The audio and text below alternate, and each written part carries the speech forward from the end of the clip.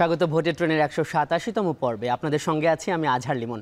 প্রতিদিনের মতো আজ আমাদের আলোচনার বিষয় নির্বাচন, সংস্কার এবং চলমান রাজনৈতিক বিষয়। আজ আমাদের সঙ্গে যুক্ত হবেন জাতীয় নাগরিক পার্টি এনসিপির একজন শীর্ষ নেতা। শুরুতেই দেখি নেই রাজনীতির মাঠে ভোট নিয়ে আজ কোথায় কি আলাপ হয়েছে। আপনজনের সঙ্গে ঈদ মুহূর্ত ভাগাভাগি করতে রুদ্ধশ্বাসে আজও গ্রামে ফিরছে ঢাকার কর্মব্যস্ত মানুষেরা। রাজনীতির মাঠেও ঈদে ঘরে ফেরার একটা উত্তাপ আছে। তবু আমরা ভোট ও জুলাই সনদ নিয়ে শীর্ষ দুই রাজনৈতিক নেতার মন্তব্য পেয়েছি। আমরা দেখছি যে জাতীয় নাগরিক পার্টির যিনি আহ্বায়ক নাহিদ ইসলাম, উনি বলেছেন যে বাংলাদেশ একটা অনুষ্ঠানে উনি বলেছেন যে বাংলাদেশ এখন গুরুত্বপূর্ণ সন্ধিক্ষণে রয়েছে। টেকসই ও গণতান্ত্রিক পথ কেবল জন আকাঙ্ক্ষা ও কাঠামোগত সংস্কারের উপর ভিত্তি করে প্রতিষ্ঠিত হতে পারে।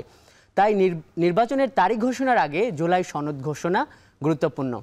নির্বাচনী মন্তব্য করেছেন বিএনপির সিনিয়র যুগ্ম মহাসচিব রুহুল কবির রিজভী। উনি বলেছেন শেখ হাসিনা এই দেশ থেকে অবাধ সুষ্ঠু নির্বাচনকে কার্যত জাদুঘরে পাঠিয়েছিলেন।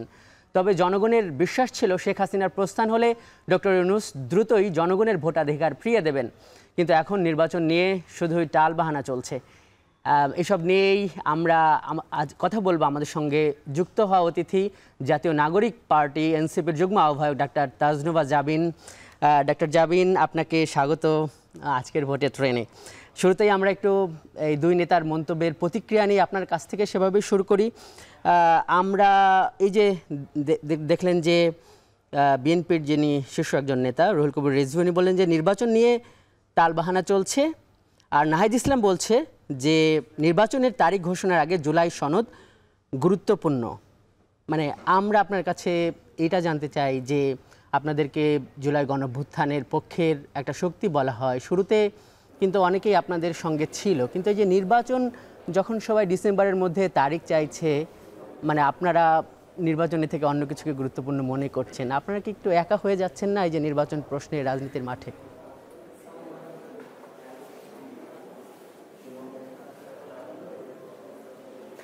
ধন্যবাদ আজহার আপনাকে এবং দর্শক যারা দেখছেন সবাইকে ঈদের আগাম শুভেচ্ছা।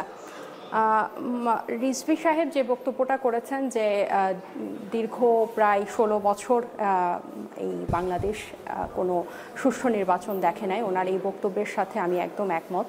কিন্তু নির্বাচন আসলে পিছানোর টালবাহানা বা কোনো গোষ্ঠী নির্বাচন নিয়ে টালবাহানা করছে, এটার সাথে আমি যদি উনি এনসিপিকে উদ্দেশ্য করে থাকেন, এটার সাথে আমি খুব শ্রদ্ধার সাথে ওনার সাথে দ্বিমত পোষণ করছি।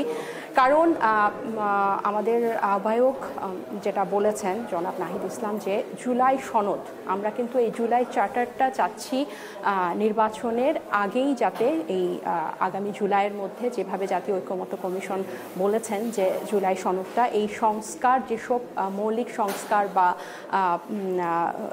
আশু সংস্কার, যেসব ব্যাপারে প্রত্যেকটা রাজনৈতিক দল, প্রত্যেকটা রাজনৈতিক পক্ষ, সিভিল সোসাইটি যারা একমত হবে সেটার ভিত্তিতে এবং জুলাই ঘোষণাপত্র এই জুলাই সনদে থাকতে হবে।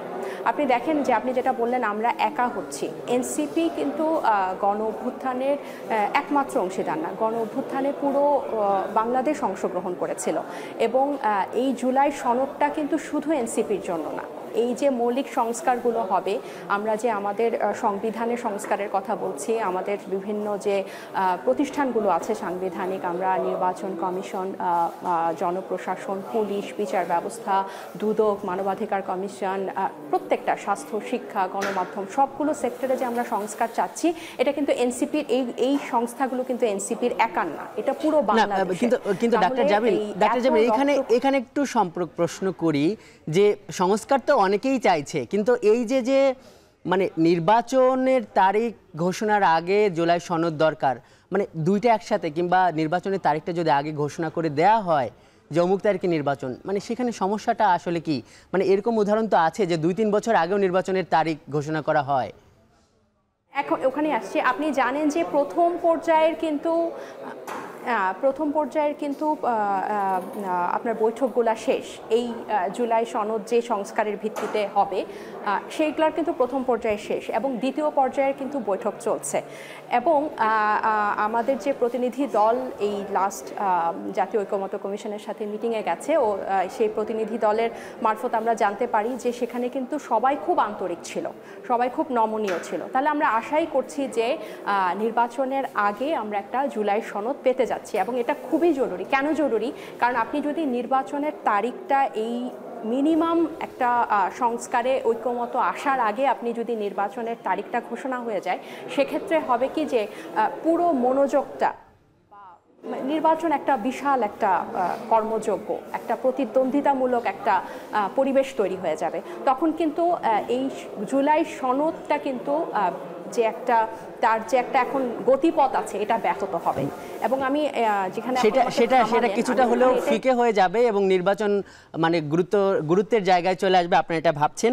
ডাক্তার জাবিন, আপনি সঙ্গেই থাকুন, আমাদের একটা বিরতি নিতে হবে। দর্শক দেখছেন ভোটের ট্রেন, যাচ্ছে একটি বিরতিতে।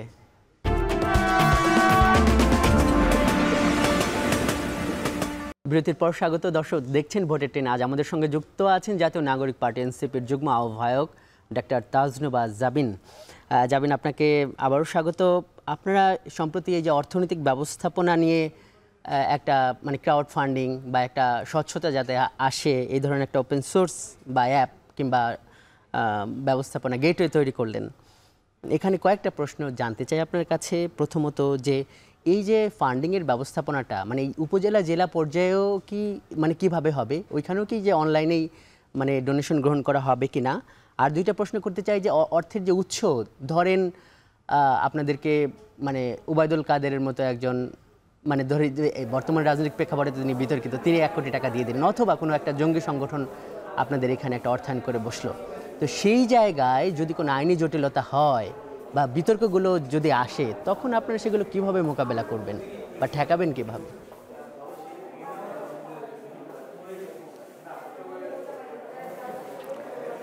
ধন্যবাদ। আমি আপনার এই প্রশ্নে উত্তরে যাওয়ার আগে আমি বিরতির আগে যেটা বলছিলাম যে আমাদের লাস্ট যে জাতীয় ঐক্যমত্য কমিশনের সাথে যে সর্বদলীয় যে বৈঠকটা হলো, সেখানে কিন্তু সবাই অনেক আন্তরিক এই সংস্কার বিষয়গুলোতে একমত হওয়ার জন্য, যেটা আমাদের প্রতিনিধি দলের মারফত আমরা জানতে পেরেছি। তো আমরা আশা করছি যে জাতীয় স্বার্থে, বাংলাদেশের স্বার্থে সব পক্ষ একমত হবে এবং এই জুলাই সনদটার জন্য নির্বাচন পিছাবে না বা এটার জন্য কোনো ষড়যন্ত্র হবে না। জুলাই সনদটা হয়ে গেলেই আমার মনে হচ্ছে যে আমরা আশা করছি যে নির্বাচনের তারিখটাও আমরা যে ফ্রেমওয়ার্ক অন্তর্বর্তী সরকার বলছেন বা সব রাজনৈতিক পক্ষ দাবি করছে, সমঝোতার ভিত্তিতে আমরা একটা নির্বাচনের তারিখ পেয়ে যাব।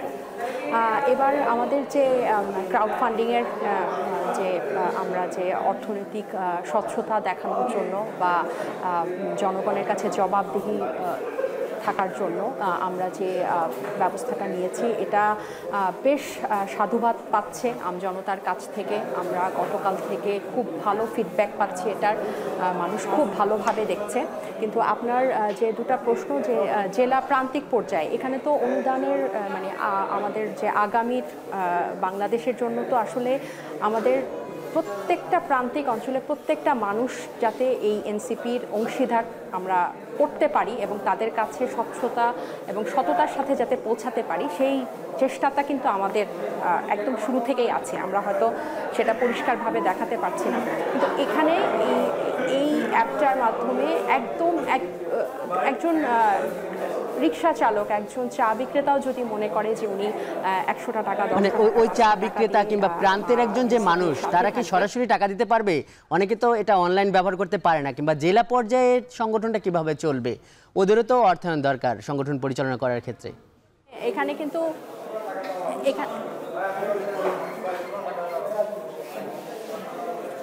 সেটা এখান থেকেই যাবে, কেন্দ্রীয়ভাবেই সেটা হবে, সমন্বয় হবে। কারণ এখানে কিন্তু 4টার মানে ওই আপনার যদি সে ওই অ্যাপের মাধ্যমে কিন্তু সে সরাসরি এখানে সাথে অর্থ দিয়ে যুক্ত হতে পারবে। মানে ক্রাউড ফান্ডিং ব্যাপারটা আসলে কীরকম, যে হচ্ছে আপনার জনগণ এবং হচ্ছে প্রবাসীরা যে কেউ কিন্তু এটাতে যারা এনসিপির সাথে থাকতে চায় তারা কিন্তু যুক্ত হতে পারবে। এখানে কিন্তু কোনো ধরনের আপনি যেটা আরেকটা প্রশ্নের উত্তরে যেটা বললেন যে কোনো যদি আসামি বা কোনো দুর্নীতিগ্রস্ত ব্যক্তি বা কোনো সন্ত্রাসী কর্মকাণ্ডে যুক্তর সাথে যদি এরকম কেউ এখানে সংযুক্ত হয়, সেটা যদি আমাদের নজরে আসে আমরা নিজেরাই স্বপ্রণোদিত হয়ে সেটার ব্যবস্থা নিব, কারণ এরকম কেউ আমাদের নতুন বাংলাদেশে আমাদের এই এনসিপি চলার পথে অংশ হোক, আমরা সেটা চাই না। আর পাশাপাশি আপনারাও যদি মানে এটা আমাদের সবার প্রতি এটা আমাদের আহ্বান, আমাদের যখন এইটার সংক্রান্ত প্রেস সংবাদ সম্মেলন যখন চলছিল ওখানে কিন্তু আমাদের আহ্বায়ক জনাব নাহিদ ইসলাম কিন্তু বলেছেন যে আপনাদেরও যদি এরকম দৃষ্টিগোচর হয় যে এরকম দুর্নীতিগ্রস্ত ব্যক্তি। ডাক্তার জাবিন, নাহিদ ইসলামের আরেকটা মন্তব্য নিয়ে প্রশ্ন করি। উনি বলেছেন যে মানে ব্যক্তিগতভাবে যেন কোনো দাতা এনসিপির কাছে এনসিপির কোনো নেতাকে টাকা না দেয়, এবং মানে এখন কিন্তু ডাক্তার জাবিন এটা বেশ একটা আলোচনার বিষয় যে বিভিন্ন জায়গায় আপনাদের নেতাকর্মীর বিরুদ্ধে অনৈতিক সুবিধা গ্রহণের অভিযোগ আসছে। আপনারা আত্মপ্রকাশের দিনে যে একটা বড় অনুষ্ঠান করলেন সেই টাকা কোথায় পেলেন, এগুলো নিয়ে আলোচনা আসছে। তা আপনাদের কাছে কি মনে হয় যে স্বচ্ছতার যে একটা অ্যাপ কিংবা যেই ব্যবস্থাপনার দিকে আপনারা গেলেন এটা একটা আরেকটু আগে হলে ভালো হতো, তাহলে এই বিতর্কগুলো কম আসতো, এরকম কি মনে হয়?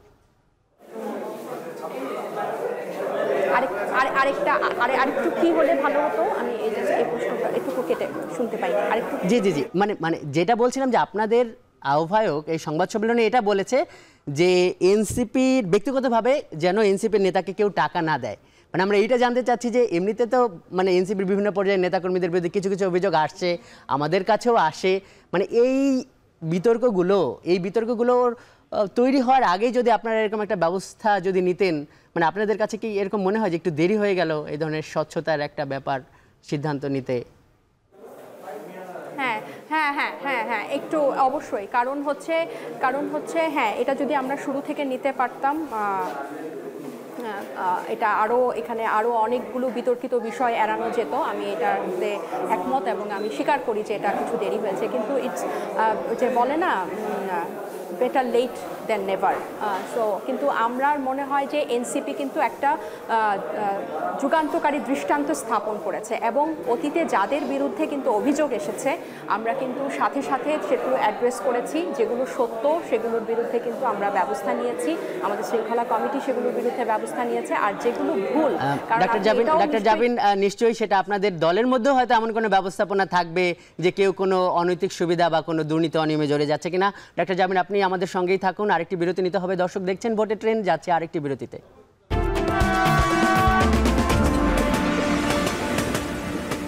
বিরতির পর আরও একবার স্বাগত। দর্শক দেখছেন ভোটের ট্রেন, আমাদের সঙ্গে যুক্ত আছেন এনসিপির একজন শীর্ষ নেতা ডাক্তার জাবিন। আমরা একদম শেষ মুহূর্তে আছি। আমরা দেখছি যে মানে আপনারা যে নির্বাচন কমিশন যে নিবন্ধনের তারিখটা দিয়েছিল 20 এপ্রিল, সেটার মধ্যে আপনারা আবেদন করতে পারেন নাই, আপনারা সময় চেয়েছেন। এখন সেই সময় মনে হয় যে মানে শেষ হয়ে যাবে বা এই মাস পর্যন্তই হয়তো সময় আছে।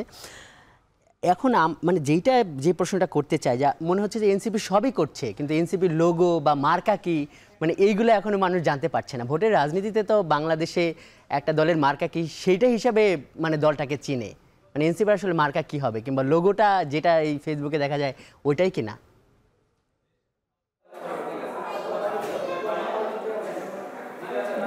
আমরা এগুলো নিয়ে একদম রানিং কাজ চলছে, একদম লাস্ট মোমেন্টে আমাদের গঠনতন্ত্রের কাজও একেবারেই শেষ পর্যায়ে, ইনফ্যাক্ট হয়ে গেছে। আমরা জাস্ট লাস্ট মোমেন্ট, আর ঈদটা না থাকলে হয়তো এর মধ্যেই আমরা ইসিতে যেতাম। এইবার হচ্ছে 22শে জুন পর্যন্ত সময়সীমা আছে, কিন্তু 10ই জুনের মধ্যেই কিন্তু নিবন্ধনের জন্য আবেদন করতে হবে এবং আমরা আশা করছি সেই সময়সীমার মধ্যেই আমরা আবেদন করতে পারবো। এই বিরতিতে যাওয়ার আগে আপনার যে প্রশ্নের উত্তরে আমি যে এনসিপির মার্কা কি হবে সেটা কি একটু জানাতে পারেন, সম্ভাব্য কয়েকটি প্রতীক বা? এটা খুব শীঘ্রই আপনারা জানবেন, কারণ হচ্ছে এটা দলগতভাবে না জানানোর আগে আমি তো জানানোটা এটা আপনিও বুঝছেন এটা ঠিক হবে না। এটা আমরা দলীয়ভাবে আপনাদেরকে ডেকে আয়োজন করে ইনশাল্লাহ আমরা জানাবো, এবং এটার জন্য কিন্তু আমরা জনমত নিচ্ছি। আমরা অনেকের কাছে কিন্তু এটা জিজ্ঞেস করেছি আমাদের সেই অনলাইনে বিভিন্ন প্রশ্নের মাধ্যমে, যেখানে যেখানে আমরা যাচ্ছি সেখানে। যেটা বলছিলাম আমি যে আমাদের যে যাদের বিরুদ্ধে এই যে অর্থনৈতিক অনিয়মের বা অন্য কোনো পদ বাণিজ্য বা অন্য কোনো রকম অভিযোগ আসছে সামান্যতম একদম উপজেলা পর্যায়ে ইউনিয়ন পর্যায়ে আমরা কিন্তু সেগুলো অ্যাড্রেস করছি। আমি নিজে শৃঙ্খলা কমিটির একজন সদস্য হিসেবে আমি বলতে পারি এমন অনেক অভিযোগ আসছে যেটা হয়তো মিডিয়ায় আসছে না, কিন্তু একটা নতুন দল যে এই ছোট ছোট সমস্যাগুলোকে অদেখা করছে না, এটা খুবই একটা আমি বলবো যে এটা একটা খুবই একদম দৃষ্টান্তকারী একটা মানে ইন্টিগ্রেটেড একটা ব্যাপার। কারণ হচ্ছে আপনারা কিন্তু জানছেন না, কিন্তু আমরা নিজেরা কিন্তু ভিতরে ভিতরে এই সবগুলো কারেকশনের চেষ্টা করছি। আরেকটা যেটা বিষয় যে এই যে অর্থনৈতিক স্বচ্ছতা, জবাবদিহিতা বা এই ধরনের অনিয়ম বন্ধ করার রাজনৈতিক সংস্কৃতিটাকে কিন্তু সঠিক করা, যেটা একদম নষ্ট হয়ে গেছে বাংলাদেশে, সেটা কিন্তু শুধুমাত্র এনসিপির একার পক্ষে সম্ভব হবে না। সেটার জন্য কিন্তু বাংলাদেশের প্রত্যেকটা রাজনৈতিক দলকে জি ডাক্তার জাবিন, আমরা চাই যে এনসিপি সহ অন্যান্য রাজনৈতিক দলগুলো গণঅভ্যুত্থান পরবর্তী যে একটা স্বচ্ছ রাজনীতি সেই ধারায় অভ্যস্ত হবেন। ডাক্তার জাবিন, আপনাকে অনেক ধন্যবাদ আজকের এই ভোটের ট্রেনে যুক্ত হওয়ার জন্য। দর্শক, এই ছিল আজকের ভোটের ট্রেনে, এতক্ষণ সঙ্গে থাকার জন্য ধন্যবাদ।